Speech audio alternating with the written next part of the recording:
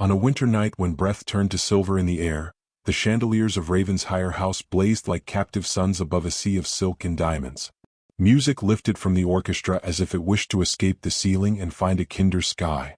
Laughter threaded the ballroom in bright ribbons, light and careless, while servants moved like shadows along the walls. Every mirror caught the glow and multiplied it, so that the room appeared endless, a palace made of reflections and polite delight. Within that brilliance stood the Duchess Eleanor Whitcombe, very still beside a pillar veined with marble, her gloved hands folded with such neatness they seemed stitched to the fabric of her gown. She wore ivory lace that whispered when she breathed. A small cameo rested at her throat, modest as a secret. Her hair, arranged in careful rolls, shone with patient attention, as though she had prepared herself not for admiration but for inspection. Those who passed her offered bows and smiles, yet their eyes slid away quickly, searching for brighter company. She had long been described as gentle, which in certain rooms was a compliment and in others a verdict. Tonight, gentleness clung to her like a fragrance others pretended not to notice. Two ladies paused within earshot, fans fluttering like nervous birds.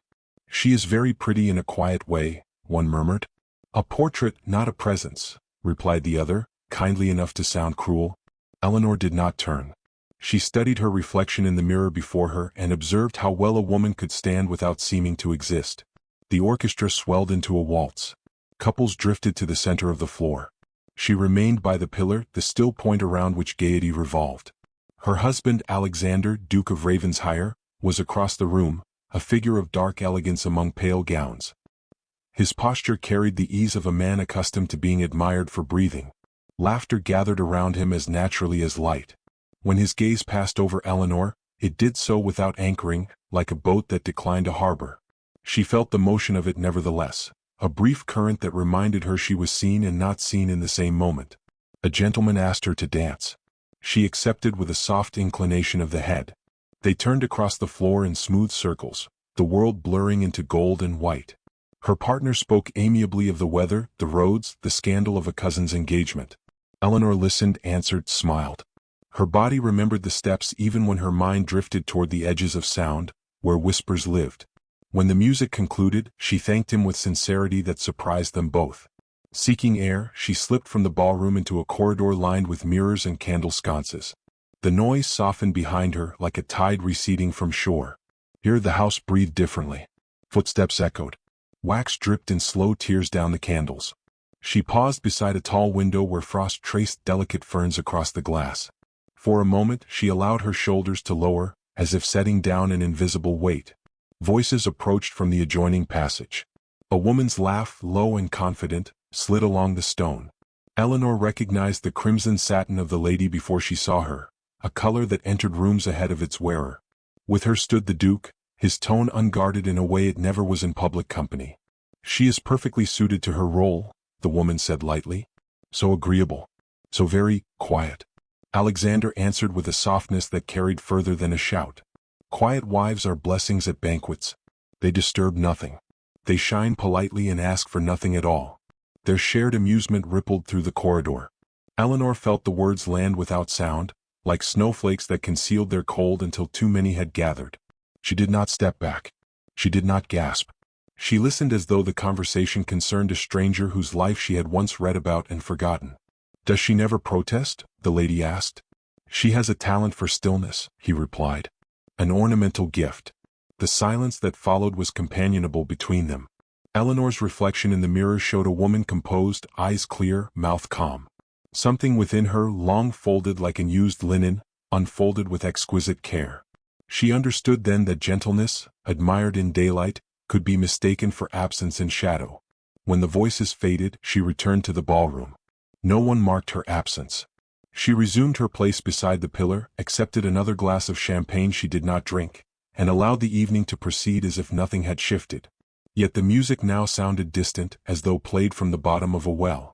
She watched the guests with a curious tenderness, seeing how eagerly they performed themselves for one another, how desperately they wished to be seen. At midnight, she approached the hostess to offer thanks. Her smile was gracious, her words precise. She crossed the floor with unhurried dignity, nodding to acquaintances who believed they knew her. The Duke glanced her way once, puzzled perhaps by the serenity in her expression, but he did not follow. Before dawn, the house lay in a hush so complete it felt holy. Eleanor removed her jewelry and placed each piece neatly upon the dressing table. She exchanged her gown for a traveling dress of dark wool. From a drawer she took a small purse and counted its contents with methodical calm. The ring upon her finger caught the candlelight. She studied it for a long breath, then slipped it free and set it beside the cameo. She moved through the corridors without summoning a maid. The mirrors reflected her progress, a procession of identical women walking away from identical lives. At the servants' entrance, a single lamp burned. She opened the door herself and stepped into the pre-dawn cold, where her breath rose like a question she had finally answered. If you like my content, don't forget to subscribe, give this video a thumbs up, and share your thoughts in the comments. Morning in the village arrived without ceremony, a pale wash of light spreading across low roofs and muddy lanes as though the sun were uncertain it wished to be seen there. Eleanor Whitcombe woke on a narrow cot in a room that smelled faintly of soap and damp wool. For a moment she did not remember where she was, and in that small forgetting lay a gentleness she had not known in years. Then the chill in the air and the thinness of the blanket reminded her. She rose without summoning anyone, dressed in a plain gray gown, and tied her hair into a practical knot that valued usefulness over admiration. She had taken a different name here. The villagers knew her as Mrs. Whitcombe, a widow from nowhere particular, who worked long hours at the modest clinic beside the chapel. Her hands, once softened by gloves and idle comfort, were roughened now by lye soap, boiling water, and the steady friction of labor. She did not mind their appearance. They felt like evidence that she existed in ways mirrors had never confirmed. Children arrived first each morning, trailing coughs and scraped knees. She cleaned wounds, measured powders, and listened to mothers who spoke with anxious gratitude. No one bowed to her. No one lowered their voice when she passed. They spoke to her directly, plainly, as if she were solid and present. In their need she found a strange relief. It required nothing ornamental of her. The clinic windows looked onto the road where carts rattled past in uneven rhythms. She had grown accustomed to the smell of wet earth and the sound of chickens disputing territory. These humble noises stitched her days together with a kind of honest thread. Sometimes, while washing bandages, she would recall the hush of Ravenshire corridors and marvel at how loud silence could be in grand houses. Near midday, shouting erupted outside. A horse, startled by a dropped crate, reared in its harness. A small boy stumbled in the path of the iron-rimmed wheel. Without thinking, Eleanor ran. Her skirts caught mud as she seized the bridle with both hands, feeling the violent tremor of the animal travel into her arms. The horse's breath struck her face hot and frightened. She spoke to it in a calm, low voice she had once used to soothe her own racing heart. The animal stilled, quivering into obedience. Villagers rushed forward to pull the boy clear. Eleanor stepped back only then, her sleeves torn, her gloves hanging in ribbons from her wrists. A woman gasped. Pale skin showed where fabric had ripped, and along Eleanor's forearms, old burned scars lay exposed like faint maps of a history she never recited. For a breathless moment, everyone stared at her arms rather than her face. "God bless you, Mrs. Whitcombe," the boy's mother cried, clutching her son. But the words carried a new tone, sharpened by curiosity. Eleanor drew her sleeves down gently, as though closing a book others had no right to read. She smiled, assuring them she was unharmed, and returned to the clinic with a steadiness that felt practiced. By evening the incident had grown larger in the telling. A traveler passing through recognized her features beneath the plain bonnet. He had once attended a winter ball at Ravenshire House and remembered a duchess who stood beside a marble pillar with the patience of a saint. His astonishment fermented quickly into rumor. By nightfall, the story began its journey back toward London on the tongues of men who enjoyed carrying astonishment like contraband. Days later, Eleanor wrapped a small parcel with deliberate care. Inside, she placed her wedding ring and a pressed violet from the clinic garden. She wrote no letter. There are messages that require no ink. The package traveled by coach toward the estate she had left before dawn, carrying with it the quiet weight of finality. At Ravenshire House, the Duke received it in his study, where sunlight fell across polished desks and unread correspondence. He recognized the ring before the servant finished speaking. For a long moment he did not touch it. The violet, flattened between paper, looked fragile enough to bruise under breath. Something unsettled moved behind his composed expression, like a curtain stirred by a draught he had not felt until now. Whispers ignited among the aristocracy with indecent speed.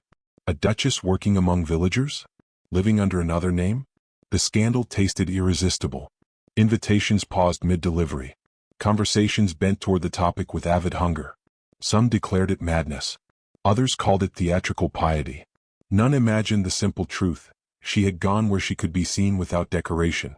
Alexander read the rumors in letters written with false sympathy. He set them aside unread after the first lines. The image of Eleanor gripping a horse's bridle refused to leave him. He tried to reconcile it with the woman who had stood so quietly at banquets she might have been mistaken for furniture. The two images would not align. The dissonance unsettled him more than any accusation. Compelled by a restlessness he did not name, he traveled to the village without escort or announcement. Rain met him on the road, a steady gray curtain that blurred fields into watercolor. When he reached the chapel, he saw her through the window before she saw him. She bent over a basin, sleeves rolled, hair undone by labor, speaking gently to a coughing child. He remained outside beneath the rain, unable to step forward. She looked thinner, paler, yet illuminated by a purpose he did not recognize. For the first time, he understood that her quiet had never been emptiness. It had been depth he had not cared to measure. Dusk gathered softly around the small stone chapel as though the evening itself wished to listen. Rain tapped against the slate roof in patient intervals, and the air smelled of wet earth and candle smoke. Eleanor stepped out beneath the narrow archway with a basket of folded linens balanced against her hip. She paused when she saw him standing near the gate, hat in hand, rain silvering his dark hair into unfamiliar gentleness. For a moment neither moved. The space between them felt measured not in feet but in months of silence. "Your Grace," she said at last, her voice composed enough to belong to a stranger.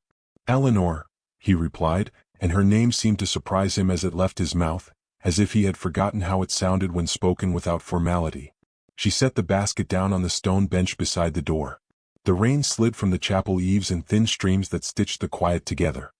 He took a hesitant step forward, then stopped, as though approaching a skittish creature that might vanish if startled. "I did not know whether you would wish to see me," he said. "I did not know whether you would come," she answered. The honesty in her reply unsettled him more than accusation might have. He had rehearsed apologies during the journey, carefully constructed phrases meant to display regret without surrendering pride. None of them survived the simple steadiness of her gaze. "You have been difficult to find," he offered, immediately aware of how foolish it sounded. She tilted her head slightly. "I have been exactly where I said I would be, Your Grace. I merely stopped standing where you preferred to look." The words were gentle, but they entered him with quiet precision. He felt them settle somewhere he had never inspected before. A lantern flickered beside the chapel door, throwing unsteady light across her face. He noticed the faint hollows beneath her eyes, the way fatigue had refined her beauty into something more severe, more luminous.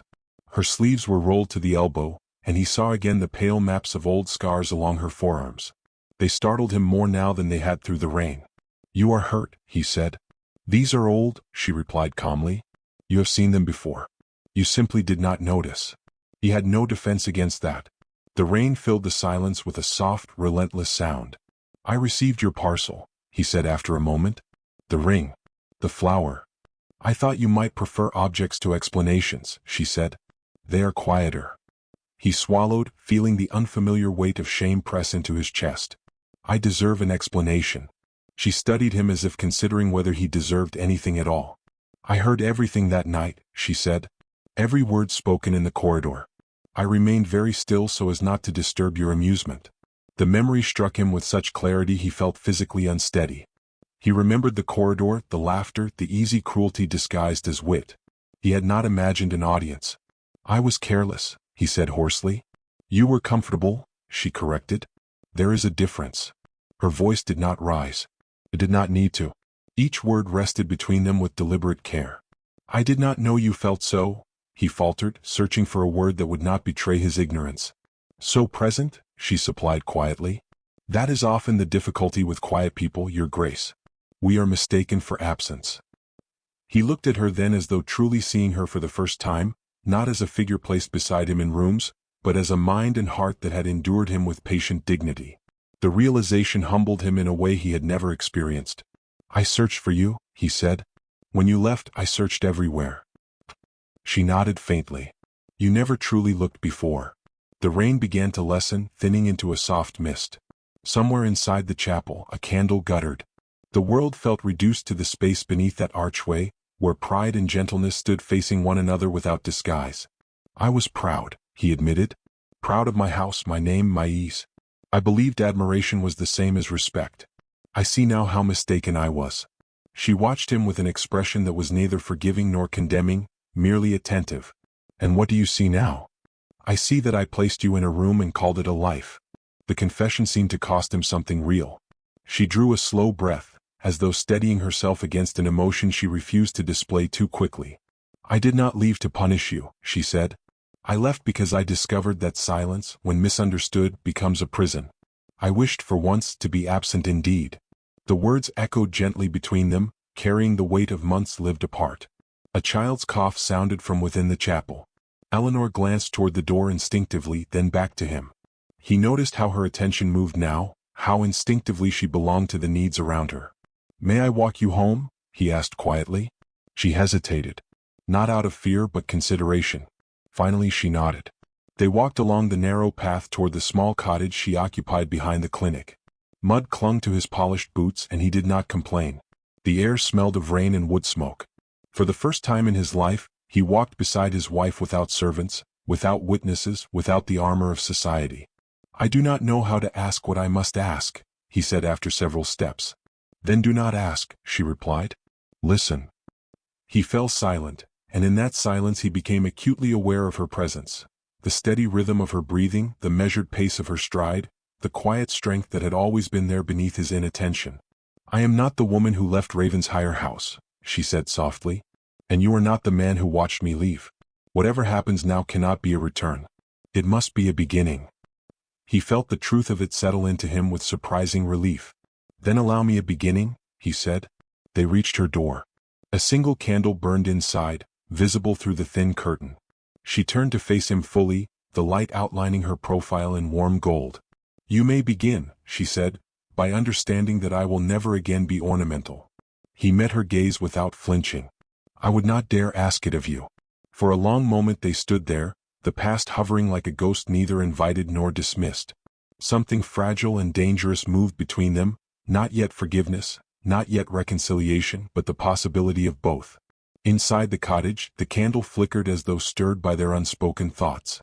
Eleanor opened the door and stepped in, then paused on the threshold. Good evening, Your Grace, she said gently. But her eyes held his for a heartbeat longer than courtesy required. And in that suspended instant he realized with a quiet shock that the woman he had lost was not the one standing before him. This one, he understood, would never disappear quietly again.